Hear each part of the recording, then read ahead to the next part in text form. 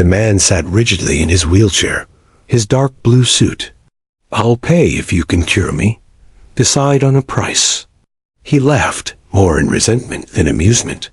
There was no laughter from the boy in front of him. Just nodding calmly, he folded his arms and replied, "Okay." They found themselves in a peaceful park, with old oak trees and deep shadows that stretched over the dirt pathways. Rain or shine, the man arrived here at 7 a.m. every day like clockwork.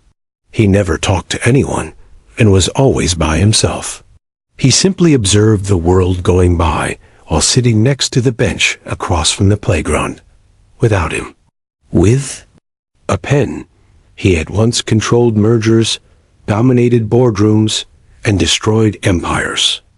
All that strength felt like dust in his hands now, though, because his body had ceased responding below the waist. The boy then appeared. He might have been 7 or 8 years old. Shoes missing, shirt too big, hair a mess. His eyes, however, were the kind that appeared to see right through people's quiet, knowing eyes. He spent days merely sitting on the sandbox's edge, constructing tiny structures with remarkable accuracy. He never engaged in play with other children. He did nothing except observe. And as if he had been waiting, the youngster was always there when the man arrived. The man broke the silence on the 6th day. "Kid, what do you want? As if I owe you something. You never stop glancing at me." The boy got up, moved over, and put a gentle touch on the wheelchair's armrest. He spoke in a quiet but confident tone. "I can assist you in getting back on your feet." The man started giggling. "You?" he responded with a head shake. "On a bike. The pedals are hardly accessible." "A magician? What are you?" The youngster did not flinch. He merely gazed. The man leaned forward and said, amused and slightly intrigued, the sentence that would make all the difference. "All right, cure me. Whatever you want, I'll pay." The boy nodded again, then made contact. It wasn't a dramatic moment. There was a silence so profound that even the birds appeared to hush. There was no lightning, no loud noise, and no flashing hands. A child touched the man's knee with his palm. Nothing happened for a second. Then, like a locked door softly opening inside the man's body, an odd warmth started to spread not on the skin, but somewhere deep. Then it took place. There was such a slight movement that the man believed he was dreaming. His right leg had moved, though. It was unquestionably real, a shudder, a trembling.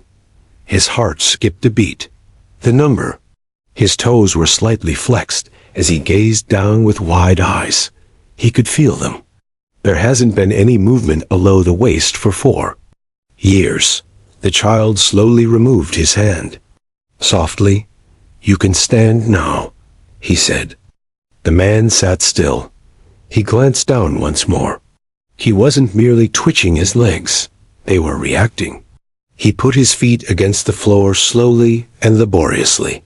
His hands found support on the wheels. Then he stood up, inch by inch. He stood, unsteady and unsteady, his eyes filled with tears. Trembling, he turned to face the boy. "How did you? Who are you?" However, the boy had already started to leave. The man came back the following morning. Just a cane this time, no wheelchair. He was moving, alive, and reborn, but his gait was wobbly. He looked for the swings, the trees, the sandbox, and the youngster in the playground. Nothing. He described him and inquired around. Nobody had ever seen such a person. Not a single child fit the description. The youngster seemed to have vanished from the world. Weeks passed. In the hopes of seeing him again, the man continued returning. However, he never did. He eventually gave up looking. Rather, he began to transform. He gave millions to children's hospitals and rehabilitation initiatives after selling his business. Not even for publicity. Because something inside him had been rewritten. Not because he felt guilty, He hadn't merely regained his legs thanks to that boy. He had restored a sense of purpose and conscience to him. The boy's name remained a mystery. To him, never have to express gratitude. I never got around to paying him. Perhaps that served as the lesson. Perhaps there aren't always receipts for miracles. Some appear inconspicuously from unexpected sources. A barefoot youngster in a park, with eyes too wise for his age, offering nothing but a hand and a decision. The man continues to walk to the same bench every day. Not in a wheelchair, not seeking recovery, but waiting, hoping that perhaps, just perhaps, someone else will come forward with a similar experience to his. And when the next soul is ready, perhaps that boy will come back. He will always remember him, even though he never received his name. Because the person who saves your life may not always be a person with a title or a cape. Sometimes all it takes is a child who appears precisely when you've lost all faith. Please leave a comment letting us know where you are viewing from before we conclude this article. We are reading each and every one of them, so don't just scroll.